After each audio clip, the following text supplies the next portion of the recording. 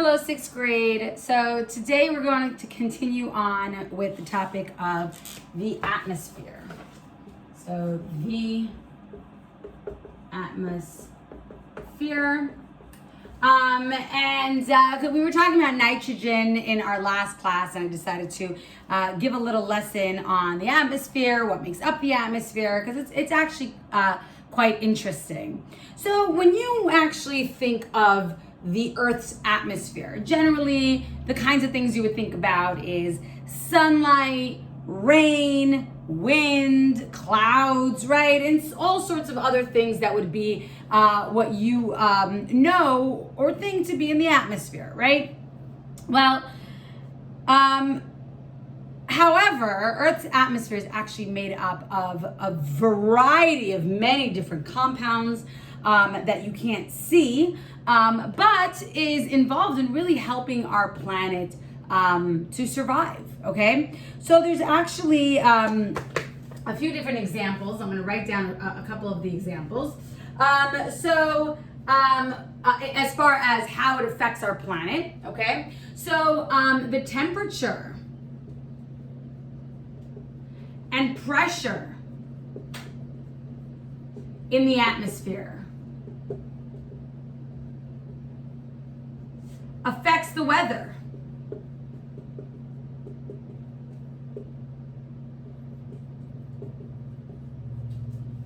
Okay, so we are affected by, our weather is affected by the temperature and the pressure that's in our atmosphere. It actually does affect what happens here on Earth. And that pretty much makes sense, right? That would be our first example. Our second example would be carbon dioxide, water vapor, H2O vapor.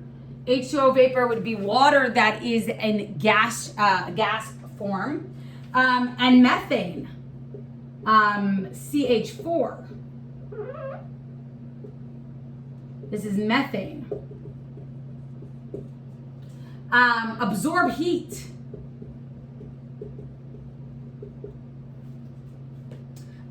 Which keeps our planet warm. Keeping our planet warm. And I'm sure some of you have heard about this, right? In the case of global warming or climate change, right?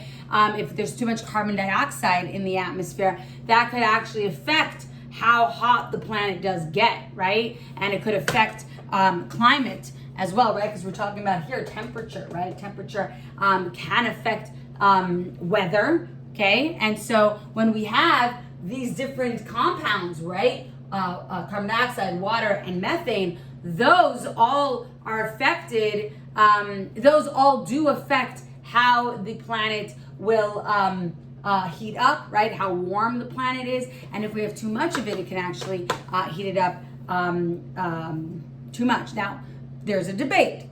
Can we do anything about it? That's the question, right? But we're not gonna get into that. But yes, it does affect how warm the planet is, and it's these compounds, right? And carbon dioxide is usually produced by factories, cars, things. I mean, we produce carbon dioxide, right? It's something that that's created from the process of producing energy, right? So that is, and that's for every type of energy. So in our bodies, and we talked about this when we talked about cellular respiration, right? In our bodies, we produce carbon dioxide, and also cars, right? There's energy that's being produced so that car can move, produces carbon dioxide. Factories, right? All sorts of different ways carbon dioxide is produced. Water vapor, by the way, is a greenhouse gas. It can also be involved in warming up our atmosphere. Water, though, because it has its own cycle and can turn into rain and then be used to replenish the water here on the planet, it's not as problematic. Methane, I'm not going to tell you where methane comes from, but if you want, you can go look it up. But basically, is also similar to carbon dioxide, where it is produced, and there's really, once it's in the atmosphere, it's in the atmosphere, and if we have too much of it, it can be problematic. All right, number 3. I mean, the beautiful thing, by the way, is that our planet does have a way of recycling materials, and it does have a way of being able to kind of stay stable, right? To stay in that level of stability, and that's really, really, really important. All right, so ozone. Ozone is an interesting compound. Normally, we know as oxygen is to be connected to itself, right? We have this O2, we always talk about O2 is oxygen, and it's oxygen connected to itself.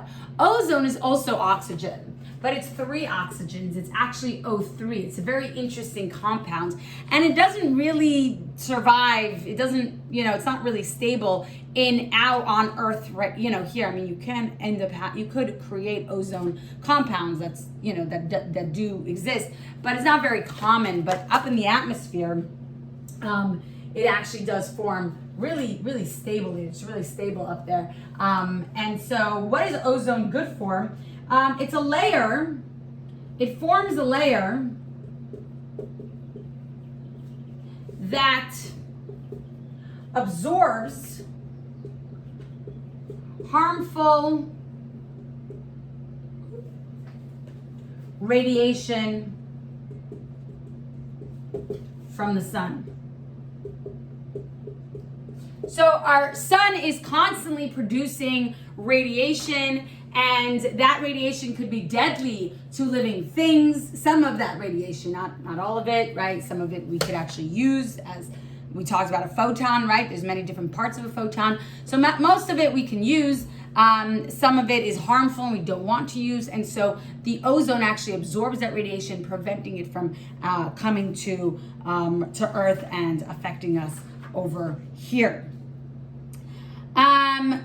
Okay, so now that we understand some of the examples of things that exist in our atmosphere, different than just sun and rain and clouds and wind, right? We have a lot more going on there. Now let's talk a little bit about the actual atmosphere. So I'm going to erase these examples of how they affect us. Okay, so these are just some ways that the atmosphere is going to affect us. But now let's talk about the atmosphere in detail. So the atmosphere, it's about 500 kilometers.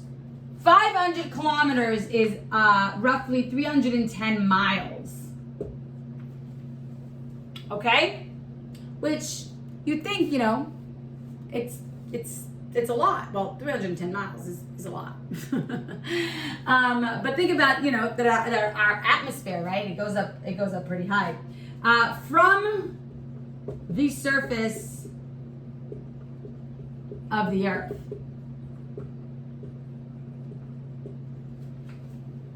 So it's about 310 miles from the surface of the Earth all the way to the end of our atmosphere, which, if you kind of think about it, is not that much, right? I mean, it is a significant amount of distance. However, comparatively, I mean, the United States, I believe it's 3,000 miles, I think, from coast to coast? This is 310 miles. Doesn't sound like a lot, right? The majority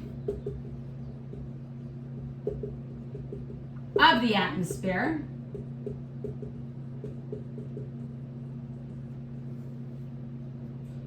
of the atmospheric gases.